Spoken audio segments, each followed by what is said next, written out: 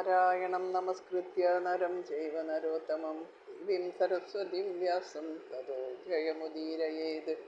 എല്ലാവർക്കും നമസ്കാരം. മഹാഭാരതം ആദിപർവം. വേദങ്ങൾ. ബ്രഹ്മദേവൻ ഹിരണ്യഗർഭനാണ്. സ്വർണമയമായിരിക്കുന്ന ബ്രഹ്മാണ്ടത്തിന് ഗർഭസ്ഥാനമായിട്ടുള്ളവൻ എന്ന് അർത്ഥം. അദ്ദേഹം മറ്റൊരാളുടെ പുത്രനായി പിറന്നതല്ല, സ്വയംഭൂവാണ്. അദ്ദേഹത്തിന് 4 മുഖങ്ങളാണ് ഉള്ളത്. അതുകൊണ്ട് അദ്ദേഹത്തെ ചതുർമുഖൻ എന്നും വിളിക്കുന്നു. ഈ 4 മുഖങ്ങളിൽ കൂടി 4 സ്വരൂപത്തിൽ നിർഗമിച്ചതാണ് ആദിയും അവസാനവുമില്ലാത്ത അല്ലെങ്കിൽ അനാദിയായ വേദങ്ങൾ. ലോകത്തിൽ അറിയപ്പെടുന്ന ഏറ്റവും പഴക്കം ചെന്ന സാഹിത്യരൂപം വേദങ്ങളാണ്. ഒരു മതഗ്രന്ഥം എന്ന നിലയിലും പുരാതന ആര്യന്മാരുടെ മനോഭാവങ്ങളെയും സാമുദായിക സ്ഥിതികളെയും പ്രതിഫലിപ്പിക്കുന്ന ചരിത്ര ഗ്രന്ഥം എന്ന നിലയിലും പുരാതന ഭാരതത്തിലെ സകല ചിന്താ പദ്ധതികളുടെയും ഉൽപ്പത്തി സ്ഥാനം എന്ന നിലയിലും വേദങ്ങൾക്ക് സമുന്നതമായ സ്ഥാനമാണ് ഉള്ളത്.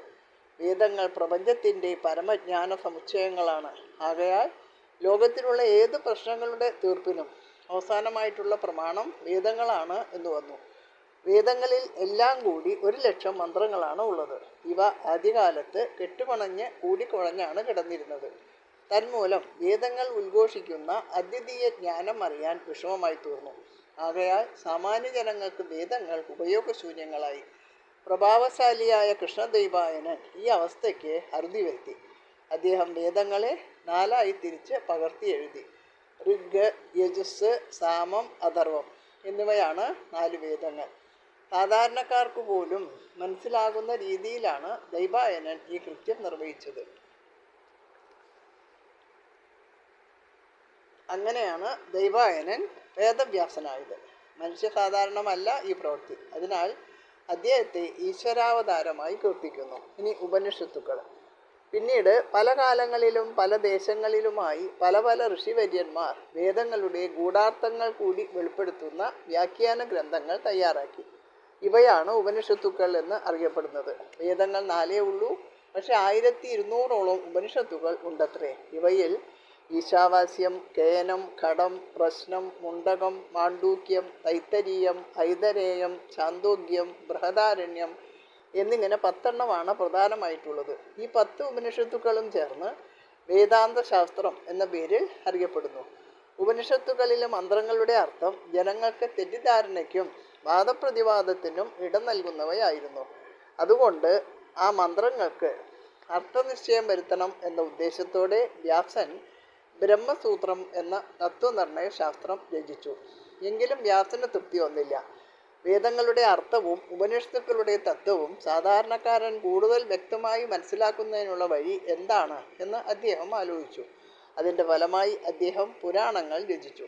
വേദങ്ങളിലും ഉപനിഷത്തുക്കളിലും ഉൾക്കൊണ്ടിട്ടുള്ള ആശയങ്ങളും തത്വങ്ങളും ചമത്കാര സമ്പൂർണവും രസനിശ്ചന്തികളുമായ കഥകളാക്കി രൂപാന്തരപ്പെടുത്തിയാണ് വ്യാസൻ പുരാണങ്ങൾ സൃഷ്ടിച്ചത്.